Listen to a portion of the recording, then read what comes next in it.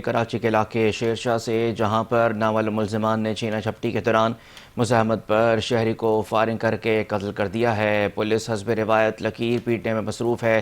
مزید تفصیلات جانتے اپنے نمائندے جاوید قائم خانی سے۔ جاوید، بتائیے گا کیا تفصیلات ہیں آپ کے پاس؟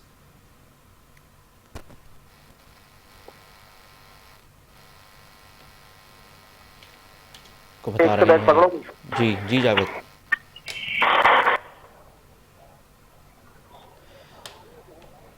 کراچی کا علاقہ ہے شیر شاہ، جہاں پر یہ واقعہ پیش آیا ہے۔ نامعلوم ملزمان نے چھینا جھپٹی کے دوران مزاحمت پر شہری کو فائرنگ کر کے قتل کر دیا ہے۔ ہمارے نمائندے جاوید قائم خانی ہمارے ساتھ موجود ہیں۔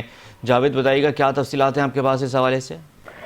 دیکھیں جی، ابتدائی طور پہ پولیس کی جانب سے کہا گیا تھا کہ اس میں جو فائرنگ کا واقعہ وہ ڈکیتی کے دوران مزاحمت پر پیش آیا، لیکن اس کے برعکس جب عینی شاہدین کا بیان لیا گیا اور پولیس نے جو ہے مزید انویسٹیگیٹ کیا تو واقعہ جو ہے وہ دو نامعلوم افراد جو ہے وہ مسلح تھے، موٹر سائیکل پر آئے اور فائرنگ کی، جنہوں نے مقتول عمر فاروق کو جو ہے فائرنگ کا نشانہ بنایا، جس کے باعث جو ہے وہ موقع پر ہی جو ہے جہاں بحق ہو گئے، جس کی باڈی کو سول اسپتال ٹراما سینٹر منتقل کیا گیا۔ اور پولیس نے جب ڈیٹا نکالا، شناخت کی گئی، تو اس کے بعد یہ علم ہوا کہ جو مقتول ہے وہ منشیات فروشوں کی IR لسٹ کے اندر اس کا نام شامل ہے، جبکہ لیاری گینگ وار کے جو منشیات کی فروشی پر جو ہے وہ کاشف لنگڑا اور کاشف ٹاڈا، جو دو گروپ ہیں ان کے درمیان مابین ایک جھگڑا جاری ہے، جس کے باعث جو ہے وہ یہ اسی کا شاخسانہ معلوم ہوتا ہے، جبکہ ذرائع کا کہنا ہے کہ فائرنگ کا جو واقعہ ہے، یہ قتل جو ہے یہ آپس میں جھگڑا اور یہ ذاتی دشمنی جو ہے اس کا شاخسانہ معلوم ہوتا ہے۔ پولیس نے جو ہے وہ یعنی شاہدین کے بیانات اور اطراف میں لگی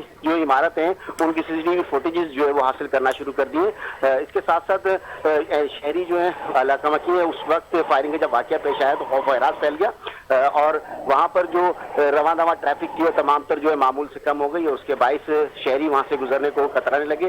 ایک بالکل ہی قریب علاقہ ہے یہ، یعنی کہ جہان آباد گولی مار شیشہ کے قریب، جہاں پر جو ہے وہ اماج گاہ سمجھی جاتی ہے لیاری گینگوار کی سیپر سیلز بقایا جات جو لوگ ہیں وہ یہاں پر مقیم ہیں اور اس طرح کی ایکٹیویٹیز جو ہوتی ہے جس سے آئے روز۔ بالکل ٹھیک ہے، بہت شکریہ جاوید، آپ ہمیں تفصیلات سے آگاہ کر رہے تھے۔